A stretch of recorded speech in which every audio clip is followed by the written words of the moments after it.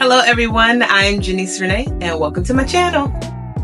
You guys, I am so excited to continue this Workbook Walkthrough Series where I'm giving you an overview of my recently released resource, Sermon Development, a Workbook for Preachers. In our last video, we got introduced to the Sermon Development Workbook and learned that it is designed to walk you through the process of sermon development from idea to outline. That whether you are a manuscript preacher or a notes preacher or even an extemporaneous preacher, this workbook is designed to give you everything you need in order to write a full manuscript and help us to be more faithful proclaimers of the gospel of Jesus Christ. We also learned about the 3 I's of exegesis: investigation, inspiration, and information. And we learned about the importance of thoughtful and critical exegesis for faithful proclamation. Today, we're going to move the conversation forward into the next phase that's laid out in the Sermon Development Workbook and how we move from that exegetical work in the 3 I's of exegesis to actually develop a full sermon outline. In other words, we will discuss how to pull it all together in preparation to write out a full sermon manuscript. But before we get started, if you haven't already, hit the subscribe button and be alerted when a new video comes out. So without further ado, let's get started. So now that you've done all of this exegetical work, what's next? Well, now it's time to pull it all together. But what does that actually mean? If you have the Sermon Development Workbook, then you've noticed that there is a space that follows the 3 I's of exegesis, where it invites you to pull it all together. Pulling it all together is an invitation to reflection. It is where you should be going back to look at your exegetical notes, to review them, to go over them, to discern and to pray over them. In other words, instead of jumping directly from exegesis to outline, the Sermon Development Workbook asserts a step in between. And that step is intentional reflection and discernment.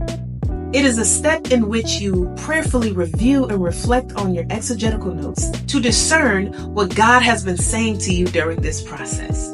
It is here that you will begin to discern how the work that you did in each phase of the 3 I's of exegesis have been speaking to each other. It's here that you will begin to take note of the key themes, the ideas and the meanings that have been rising to the top of your exegetical journey, so to speak.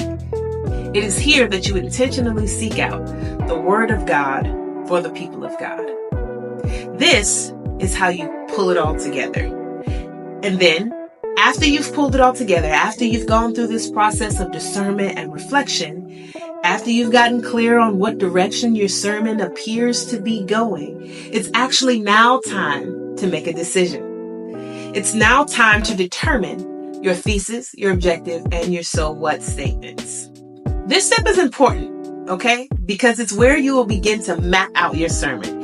It is the space in which you will establish the final destination of your sermon and its significance and hoped for implications for your listeners. So let's break it down. When we talk about a thesis statement, one of my favorite quotes comes from the late Reverend Dr. Isaac Rufus Clark, who was the professor of homiletics at the Interdenominational Theological Center, also known as ITC. And according to the late Reverend Dr. Katie Cannon, who is the one who compiled all of his lectures in her book, Teaching Preaching, Clark would always tell his students, if you ain't got no proposition, you ain't got no sermon. And I love this quote, right? Because in other words, he's helping us to understand that your thesis or your proposition statement is your sermon, meaning it is the overall claim that you want your sermon to make. That at the end of the day, if your listeners walk away and they don't remember anything else that you said, you want them to walk away with this main idea. Another way to put it is that your thesis statement is your sermon in a sentence. That you should be able to articulate the main idea of your sermon in one clear sentence. So spend some time really workshopping this statement. Spend some time really working and honing and refining it and getting clear on what the main idea of the sermon is, because it becomes the filter that every other decision in your sermon development process is made. Next is your objective statement. In other words, what do you want your sermon to do? What do you want your listeners to do with this sermon? The objective statement presupposes that a sermon is not simply a matter of making claims in the midst of, on behalf of, or even in conversation with your listeners. But rather, the objective statement presupposes that God intends for this sermon to do something in the lives of these people. So what do you discern that that intention is? This statement should be related to your thesis statement. Think about it in this way. Your thesis statement says, this sermon is about this, while your objective statement says, this sermon hopes to accomplish this. You may find it helpful to brainstorm your thesis and your objective statements in this way, and you'll see it at the bottom of the screen. The sermon is about this, fill in the blank, for the purpose of accomplishing this, fill in the blank. And now finally, your so what statement. In other words, why is this sermon so important? Is there a question, a life question, or a concern that the sermon seeks to answer or to engage in dialogue? This statement is useful for helping you to contextualize your message in the lives of your listeners and for getting clear on the rhema quality of your sermon, the way in which this word speaks to this people in the here and in the now of your listeners. So, now you have a thesis statement, an objective statement, and a so what statement. In other words, now you know where your sermon is going. But now it's time to determine how you're going to get there. And we do this through the sermon's movement.